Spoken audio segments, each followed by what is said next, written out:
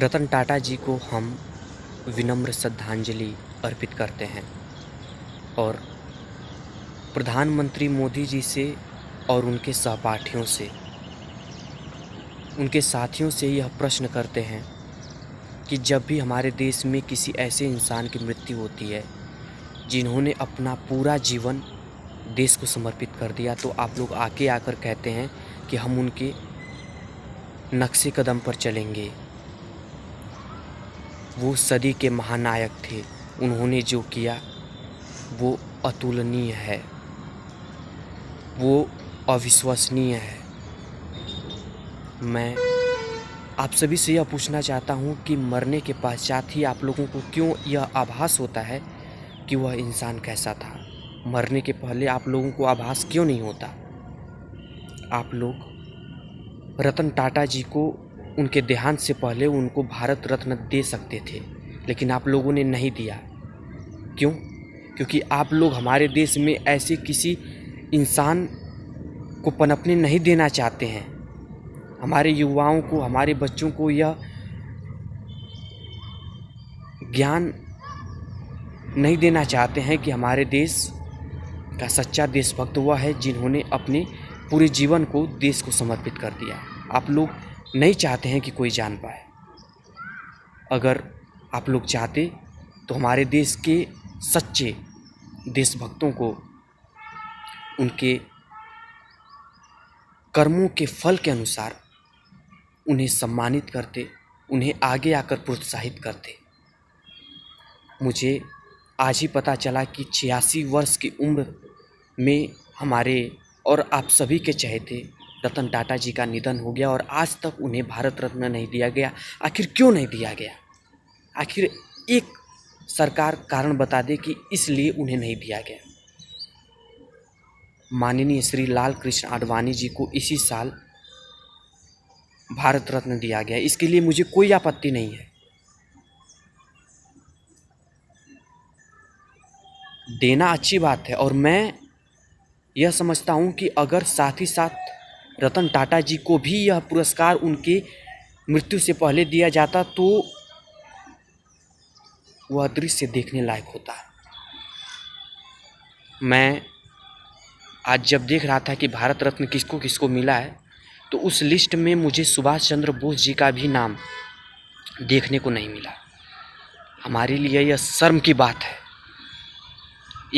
एक हिंदुस्तानी कहने पर आज मुझे शर्मिंदगी हो रही है, क्योंकि हमारे देश में, हमारे इस भारत देश में हम अपने देश को माँ मानते हैं और उसी माँ के एक संतान सुभाष चंद्र बोस जी ने अपना पूरा जीवन समर्पित कर दिया। वो इतने पढ़े लिखे थे, अपने ज्ञान, बुद्धि, विवेक के माध्यम से उन्होंने अंग्रेज़ों से लड़ा और सिर्फ छोटी सी बात के लिए उन्हें जो पुरस्कार मिलना चाहिए वो पुरस्कार आज तक हमारे देश की सरकार देने में असमर्थ है, देने में असमर्थ है।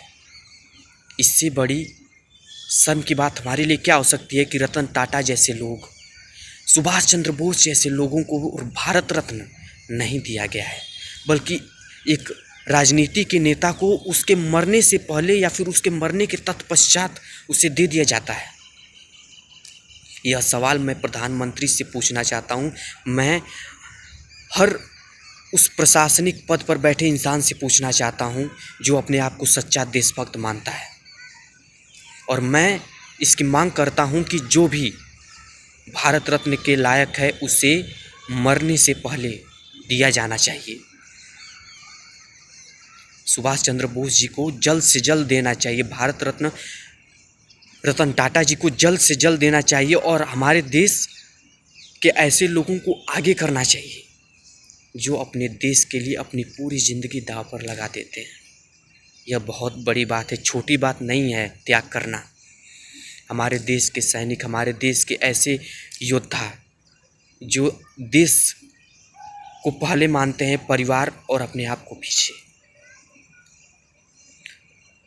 सच्ची श्रद्धांजलि वह होती जब हम रतन टाटा जी को भारत रत्न दे दिए होते, लेकिन अभी देर नहीं हुई है। हम अभी भी भारत रत्न रतन टाटा जी को दे सकते हैं, हम अभी भी सुभाष चंद्र बोस जी को दे सकते हैं और आने वाली पीढ़ी को यह संदेश दे सकते हैं कि इस देश में सबसे बड़ा सम्मान पाने वाला अगर कुछ है तो वह है ईमानदारी, वह है अपने कर्तव्य के प्रति ईमानदारी, वफादारी, ताकि हमारे आने वाले जो पीढ़ी है वो अपना हीरो किसी ऐसे इंसान को न बनाए जिसके मन में सिर्फ राजनीति या फिर जिसके मन में हवस या फिर जिसके मन में सिर्फ स्वार्थ बसा है, बल्कि ऐसे इंसान को बनाए जिन्होंने अपने देश के लिए अपने आप को न्यौछावर कर दिया है। मेरे पास बहुत कुछ है कहने के लिए, लेकिन मैं अपनी वाणी को यहीं पर विराम देता हूँ और समय समय पर मैं आवाज़ उठाता रहूँगा। जाने से पहले मैं एक बात और कहना चाहता हूँ कि सोनम वांगचुक जी आमरण अनशन पर बैठ चुके हैं।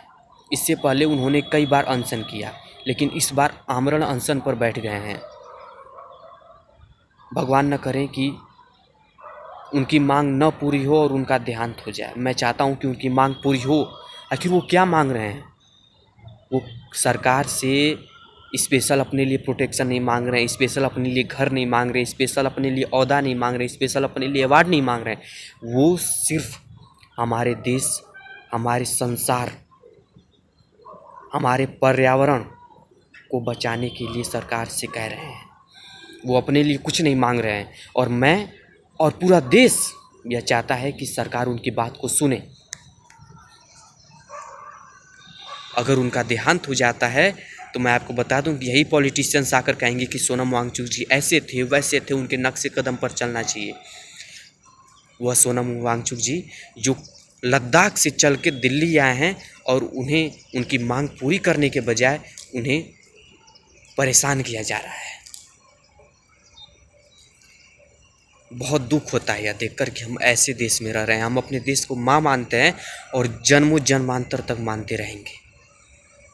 किसी पॉलिटिशियन, किसी गद्दार को हम अपना इंस्पिरेशन नहीं बनाएंगे। धन्यवाद।